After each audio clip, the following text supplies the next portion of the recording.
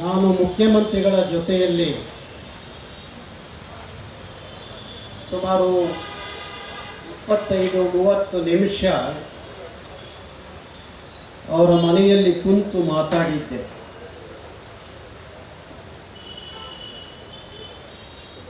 ಆಗ ಮಾನ್ಯ ಮುಖ್ಯಮಂತ್ರಿಗಳು ನಾಳೆ ನಿಮ್ಮ ಪ್ರತಿಭಟನೆಗೆ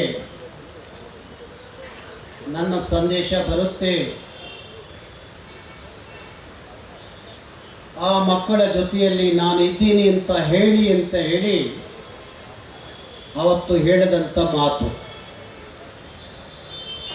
ಅವತ್ತು ಇದೇ ಸಂದರ್ಭಕ್ಕೆ ಇಲ್ಲೇ ಮಾತಾಡುವಾಗ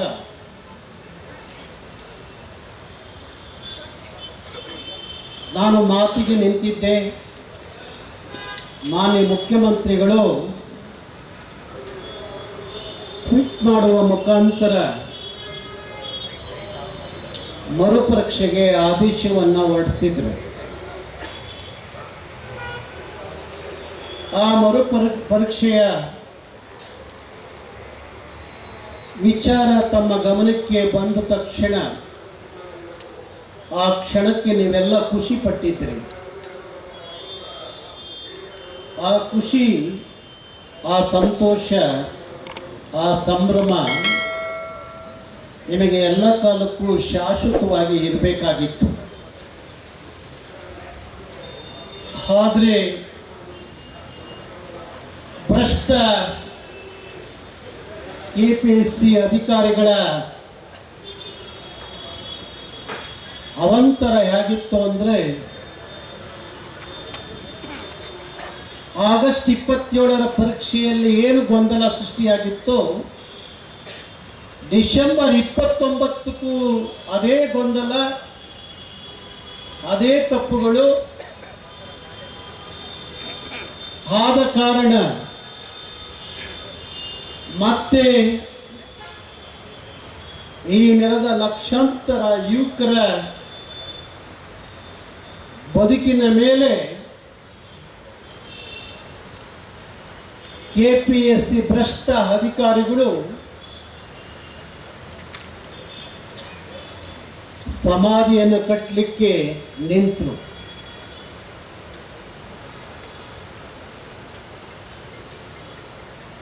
ತೇಜಸ್ ಹೇಳಿದ ಹಾಗೆ ಇವತ್ತಿಗಷ್ಟೇ ಭ್ರಷ್ಟಾಚಾರ ಅಲ್ಲ, KPSC ಎಲ್ಲ ಕಾಲಕ್ಕೂ ಭ್ರಷ್ಟಾಚಾರದಿಂದ ಮುಳುಗಿ ಇವತ್ತಿಗೂ ಮುಳುಗಿದೆ.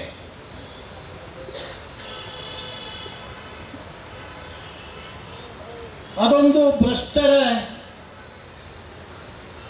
ಮಹಾಕೂಟ ಇರುವಂಥ, ಮಹಾಭ್ರಷ್ಟರ ಆಶ್ರಯದಾಯಿತ್ವವಾಗಿರುವಂಥ KPSC.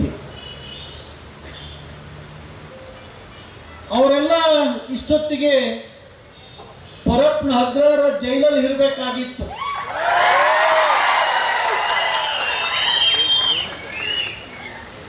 ಈ ಸರ್ಕಾರ, ಈ ವ್ಯವಸ್ಥೆ ಕನ್ನಡ, ಕನ್ನಡಿಗ, ಕರ್ನಾಟಕ ಅಂತ ಹೇಳಿ ಬೀದಿ ಬಿದ್ದು ಹೋರಾಟ ಮಾಡಿದಂಥ ನಮ್ಮಂಥವ್ರನ್ನ 16 ದಿವಸ ಜೈಲಿಗೆ ತಗೊಂಡೋಗಿ ಇಟ್ರಲ್ಲಪ್ಪ. 16 ಕೇಸ್ ಹಾಕಿರಿ ನನ್ನ ಮೇಲೆ, 16 ದಿವಸ ನಮ್ಮನ್ನ ಜೈಲಲ್ಲಿ ತಗೊಂಡೋಗಿ ಇಟ್ರಲ್ಲ, ಅವ್ರನ್ನ ಯಾಕೆ ಸಹಿಸ್ಕೊಂಡಿದ್ದೀರಿ? ಅವ್ರನ್ನ ಸರ್ಕಾರ ಯಾಕೆ ಸಹಿಸ್ಕೊಂಡಿದೆ? ಯಾವ ಕಾರಣಕ್ಕೆ ಸಹಿಸ್ಕೊಂಡಿದೆ? ಅವರ ಭ್ರಷ್ಟಾಚಾರದಲ್ಲಿ ನಿಮ್ಮ ಪಾಲೆಷ್ಟು?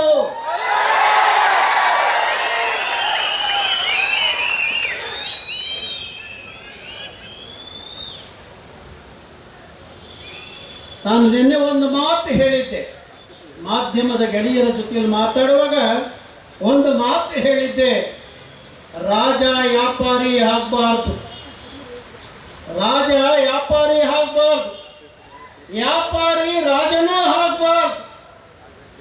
ರಾಜ ವ್ಯಾಪಾರಿ ಆದ್ರೆ ಪ್ರಜೆಗಳು ಭಿಕಾರಿಗಳಾಗ್ತಾರೆ.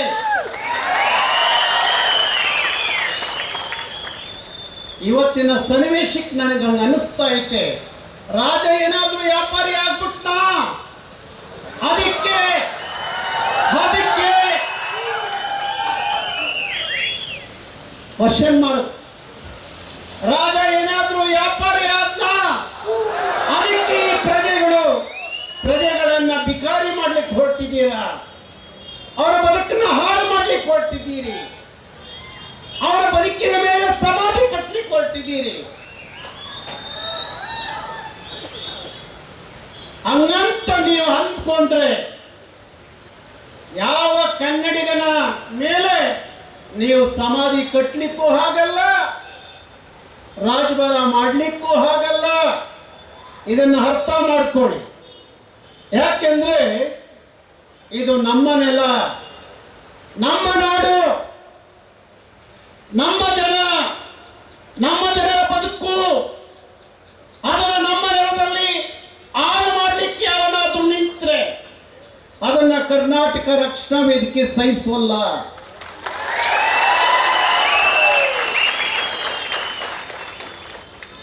ಇವತ್ತು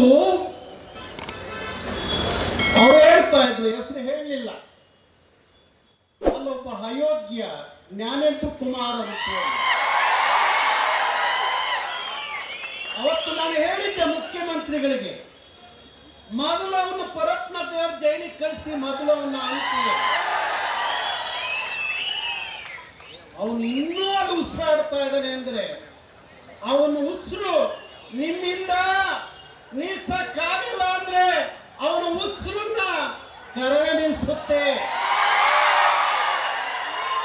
ಅದು ಹಾಗೋದು ಬೇಡ, ಅದು ಆಗೋದು ಬೇಡ ಅನ್ನೋದಾದ್ರೆ ನಮ್ಮ ನಾಡಿನ ಮಕ್ಕಳಿಗೆ ನ್ಯಾಯ ಸಿಗ್ಬೇಕು, ನಮ್ಮ ನಾಡಿನ ಮಕ್ಕಳಿಗೆ ನ್ಯಾಯ ಸಿಗ್ಬೇಕು. ಒಂದು ಮಾತು ನಾನು ಹೇಳ್ತೀನಿ, ಕುಮಾರನಿಗೆ ಒಂದು ದಿವಸ, ದೊಣ್ಣೆಗೆ ಒಂದೇ ಒಂದು ನಿಮಿಷ,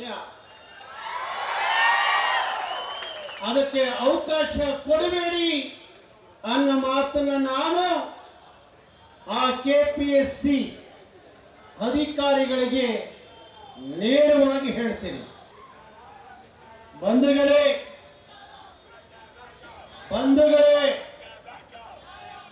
ಇವತ್ತು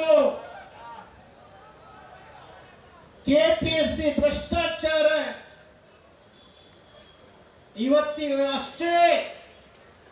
ಇವತ್ತಿಗಷ್ಟೇ ಅಲ್ಲ, ನಾನು ಹೇಳಿದಾಗೆ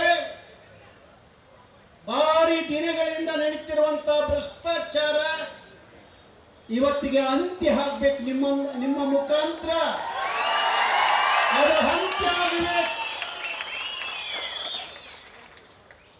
ನಾನು ಭೇಟಿ ಮಾಡ್ಲಿಕ್ಕೆ ಬಂದಾಗ ನಮ್ಮ ಮುಖಂಡರುಗಳಿಗೆ ಒಂದು ಮಾತು ಹೇಳಿದೆ, ನಮ್ಮ ವಿದ್ಯಾರ್ಥಿಗಳಿಗೆ, ಕನ್ನಡ ಅನ್ನೋದು ನಿಮ್ಮ ಇವತ್ತಿನ ಪರೀಕ್ಷೆ ಅಷ್ಟೇ ಅಂತ ಅನ್ಕೋಬೇಡಿ. ಕನ್ನಡ ಅನ್ನೋದು ಎಲ್ಲ ಕಾಲಕ್ಕೂ ನಿಮ್ಮ ಅಂತರಂಗದಲ್ಲಿ ಹಡಗಬೇಕು, ಉಳಿಬೇಕು. ಕರ್ನಾಟಕದ ಯಾವುದೇ ಸಮಸ್ಯೆಗಳು ಎದುರಾದಾಗಲೂ ಸಹ ನಿಮ್ಮ ಮಿಡಿತ ಅದು ಕನ್ನಡ ಆಗಬೇಕು ಅನ್ನೋ ಮಾತು ಹೇಳಿದ್ದೆ. ಇವತ್ತು ಆ ಮಾತು ಹೇಳ್ತಾ ಇದ್ದೀನಿ. ಯಾಕೆಂದ್ರೆ ಪ್ರತಿ ಕನ್ನಡದ ನಾಡಿನ ಸಮಸ್ಯೆಗಳು ಬಂದಾಗ ಕರ್ನಾಟಕ ರಕ್ಷಣಾ ವೇದಿಕೆ ಇದೆ, ಅವರು ಹೋರಾಡ್ತಾರೆ, ಅವ್ರು ಕೇಸ್ ಹಾಕಿಸ್ಕೊತಾರೆ, ಅವರು ಜೈಲಿಗೆ ಹೋಗ್ತಾರೆ, ಅವ್ರಿಗಷ್ಟೇ ಸೀಮಿತ ಅಂತ ಹೇಳಿ ಎಲ್ಲ ನೀವುಗಳೆಲ್ಲ ಸುಮ್ಮನಿದ್ದು ಬಿಡ್ತೀರಿ. ಆದರೆ ಇವತ್ತು ನಿಮಗೆ ಹೇಳೋದು ಮಾತು ಏನಪ್ಪ ಅಂದ್ರೆ, ಅವತ್ತು ಸುಮ್ಮನಿದ್ದಕ್ಕೆ ಇವತ್ತು ಇಂಥದ್ದೊಂದು ಅನಾಹುತಕ್ಕೆ ಕಾರಣ ಆಗಿದೆ. ಕನ್ನಡದ ವಿಚಾರದಲ್ಲಿ ಅನ್ಯಾಯ ಆದ್ರೆ ಈ ನೆಲದ ಮಕ್ಕಳು ಸಹಿಸಲ್ಲ ಅನ್ನೋದು ಅಲ್ಲಿ ಕೂತಿರುವ ಅಯೋಗ್ಯರಿಗೆ ಗೊತ್ತಾಗಿದ್ರೆ ಇದು ಆಗ್ತಿರ್ಲಿಲ್ಲ. ನಾನು ಮೊನ್ನೆ ಮುಖ್ಯಮಂತ್ರಿಗಳಿಗೆ ಒಂದು ಮಾತು ಕೇಳಿದೆ.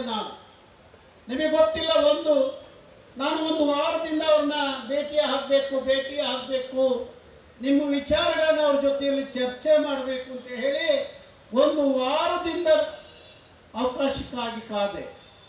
ಕೊನೆಗೆ ಅವರು ಬಜೆಟ್ ವಿಚಾರದಲ್ಲಿ ಬೇರೆ ಬೇರೆ ಇಲಾಖೆಗಳ ಜೊತೆಯಲ್ಲಿ ಸಭೆ ಇದ್ದ ಕಾರಣ ಅವ್ರನ್ನ ಭೇಟಿ ಮಾಡಲಿಕ್ಕೆ ಆಗಲಿಲ್ಲ.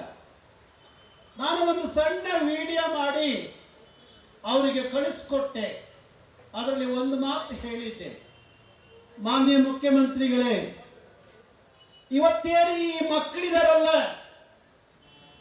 ಆ ಮಕ್ಕಳ ತಂದೆ ತಾಯಿ ಇದಾರಲ್ಲ, ಅವರ ಬಂಧುಗಳಿದಾರಲ್ಲ, ಅವರ ಕುಟುಂಬ ಇದೆಯಲ್ಲ, ಆ ಜಾಗದಲ್ಲಿ ಏನಾದ್ರು ನನ್ನ ಮಕ್ಕಳು ನಿಮ್ಮ ಮಕ್ಕಳು ಇದ್ದಿದ್ರೆ ನಿಮ್ಮ ಕರುಳು ಕಿತ್ತು ಬರ್ತಿತ್ತಲ್ವಾ? ಈಗ್ಯಾಕೆ ಆ ಸಂಕಟ ಇಲ್ಲ, ಆ ನೋವಿಲ್ಲ? ಈ ನಾಡಿನ ದೊರೆ ನೀವು, ಈ ನಾಡಿನ ದೊರೆ ನೀವು. ಆ ಮಕ್ಕಳ ಬದುಕು ಭವಿಷ್ಯದ ಜವಾಬ್ದಾರಿ ನಿಮ್ದಾಗಿದೆ. ಇಂಥ ಸಂದರ್ಭದಲ್ಲಿ ನೀವು ಮೌನ ವಹಿಸಬೇಡಿ, ಅವರಿಗೆ ನ್ಯಾಯ ಕೊಡಿಸಿ ಅಂತ ಹೇಳಿ ಒಂದು ವಿಡಿಯೋ ಮಾಡಿ ಕಳಿಸ್ಕೊಟ್ಟಿದ್ದೆ. ಅದಕ್ಕೆ ಇವತ್ತವರೆಗೂ ಉತ್ತರ ಬರಲಿಲ್ಲ. ರಾತ್ರಿ ನನಗೆ ಅವರ ಆಪ್ತರೊಬ್ರು ಫೋನ್ ಮಾಡಿ, ಗೌಡ್ರೆ, ನಾಳೆ ಮಧ್ಯಾಹ್ನ ವಿಧಾನಸೌಧಕ್ಕೆ ತಾವು ಬನ್ನಿ ನಿಮ್ಮ ನಿಯೋಗದ ಜೊತೆಯಲ್ಲಿ ಅಂತ ಹೇಳಿ ಒಂದು ಸಂದೇಶ ಬಂತು. ಹಾಗಾಗಿ ನಾನು ನಮ್ಮ ಹಿರಿಯ ಪೊಲೀಸ್ ಅಧಿಕಾರಿಗಳಲ್ಲಿ ಮನವಿ ಮಾಡ್ತಾ ಇದ್ದೀನಿ, ತಾವು ನಮ್ಮ ನಿಯೋಗವನ್ನೇ ಕರ್ಕೊಂಡು ಶಕ್ತಿ ಸೌಧ, ಕನ್ನಡಿಗರ ಶಕ್ತಿ ಸೌಧ ನಂಬಿಕೆ ಅನ್ನೋದು ಇಟ್ಕೊಳ್ಳೋದಾದ್ರೆ, ಇಟ್ಕೋಬೇಕು ಕನ್ನಡಿಗರು ಅನ್ನೋದಾದ್ರೆ, ಆ ಕೆಂಗಲ್ರು ಕಟ್ಟಿದ ಆ ಶಕ್ತಿ ಸೌಧ ಅದು ಕನ್ನಡಿಗರ ಶಕ್ತಿ ಸೌಧ ಆಗಬೇಕು. ಕನ್ನಡದ ಮಕ್ಕಳ ಭವಿಷ್ಯದ ಶಕ್ತಿ ಸೌಧ ಆಗಬೇಕು. ಕನ್ನಡಿಗರ ಉದ್ಧಾರದ ಶಕ್ತಿ ಸೌಧ ಆಗಬೇಕು. ರಾಜಕೀಯ ದೊಂಬರಾಟ ಆಗಬಾರದು. ರಾಜಕಾರಣದ ದೊಂಬರಾಟ ಅಲ್ಲ, ಕನ್ನಡದ ಮಕ್ಕಳ ಭವಿಷ್ಯದ ಶಕ್ತಿ ಕೇಂದ್ರ ಆ ವಿಧಾನಸೌಧ ಆಗಬೇಕು. ಅದಕ್ಕಾಗಿ ನಮ್ಮ ಮನವಿ ಏನಿದೆ, ಇವತ್ತು ಈ ನಾಡಿನ ಮಕ್ಕಳ ಭವಿಷ್ಯ ಅದರಲ್ಲಿ ಏನು ಅಡಗಿದೆ, ಆ ಭವಿಷ್ಯವನ್ನು ಕಟ್ಟಿಕೊಡುವಂತ ಕೆಲಸ ನೀವು ಮಾಡಬೇಕು. ಇಷ್ಟು ಜನರ ಇತಿಹಾಸದ ಮುನ್ನುಡಿಯನ್ನ ಮುಖ್ಯಮಂತ್ರಿಗಳೇ ಅವರು ಬರೆಯಲ್ಲ, KPSC ಅವರು ಬರೆಯಲ್ಲ, ಇವರ ಬದುಕಿನ ಮುನ್ನುಡಿಯನ್ನ ಬರಿಬೇಕಾದರೂ ಕರ್ನಾಟಕದ ಮುಖ್ಯಮಂತ್ರಿಗಳು ನಿಮ್ಮ ಕೈಯಲ್ಲಿದೆ. ಲೇಟೆಸ್ಟ್ ಹಾಗೂ ಇಂಟ್ರೆಸ್ಟಿಂಗ್ ಸುದ್ದಿಗಳಿಗಾಗಿ ಬಾಸ್ ಟಿವಿ ಕನ್ನಡ ಚಾನೆಲ್ನ ಸಬ್ಸ್ಕ್ರೈಬ್ ಮಾಡಿ. ಹಾಗೆಯೇ ಬೆಲ್ ಐಕಾನ್ ಪ್ರೆಸ್ ಮಾಡಿ. ಇದರ ಜೊತೆಗೆ ಫೇಸ್ಬುಕ್, ಇನ್ಸ್ಟಾಗ್ರಾಮ್, ಎಕ್ಸ್ನಲ್ಲೂ ಮಿಸ್ ಮಾಡದೆ ಫಾಲೋ ಮಾಡಿ.